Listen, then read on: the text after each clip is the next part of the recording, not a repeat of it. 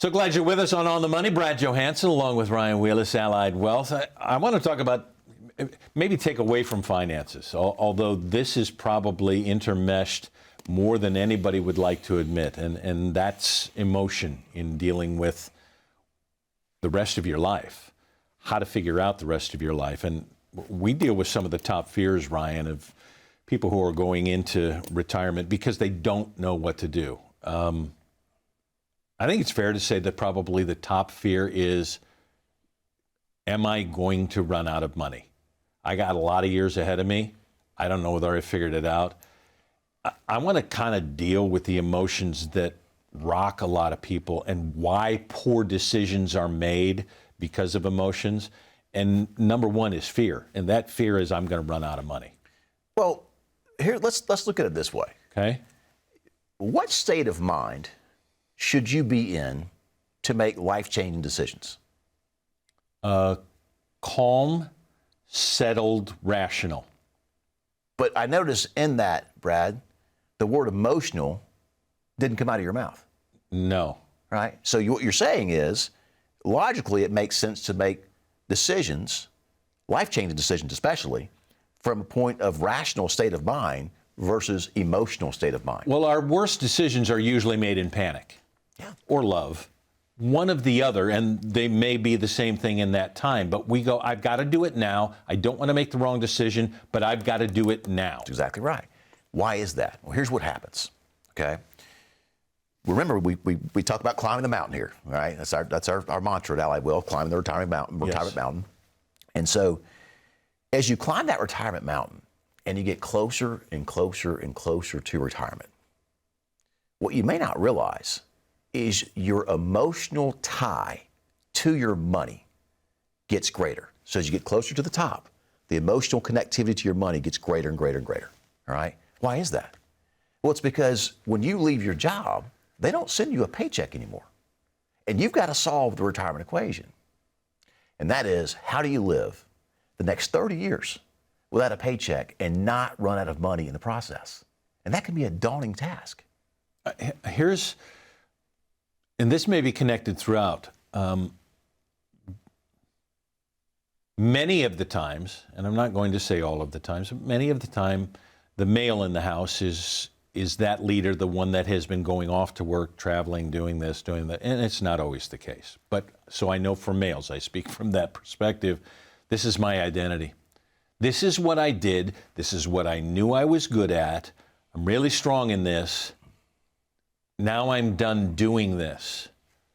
Who am I? And in trying to figure out who I am, I may end up making decisions that are poor because I've lost my identity and I'm not sure that I'm doing the right thing now because I did this, accumulate for 40 years. That's right.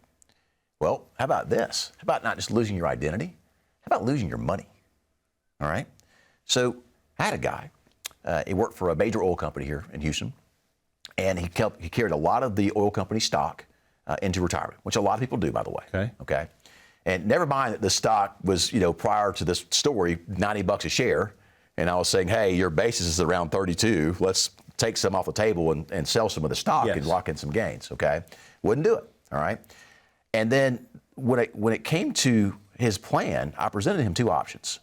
I said, okay, here is an option that has your non-discretionary expenses met for as long as you have breath in your body, regardless of what happens with the stock market, the economy, or interest rates.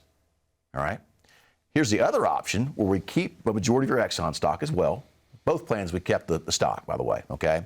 And so we kept the stock in both plans, but the other plan didn't have guarantees. It was a tactical portfolio. All right. Moving money around different asset classes. Okay. Based on market economic conditions. And he was going to take his income out of that portfolio and use the dividends from his stock to finance his lifestyle. Well, he had a very big phobia of annuities. So he's like, I'm not doing that. There's no way I'm going to do that. Driven by fear. Just what he'd heard. He just didn't know what he didn't know. All right. And here's where we go. So I had a situation a plan to guarantee his income for life, regardless of what happens with the stock market. All right. I'll never forget this. So COVID, all right, In March, I want to say it was mid-March, the market was down at its lowest point, around 37%. He watched his stock go from 90-ish a share down to about $25 a share. Gosh. His tactical portfolio, by the way, did a really good job. The market was down 37. His tactical portfolio was down about 10. That's pretty darn good. Yeah. Okay. So his tactical portfolio was doing what it was supposed to do.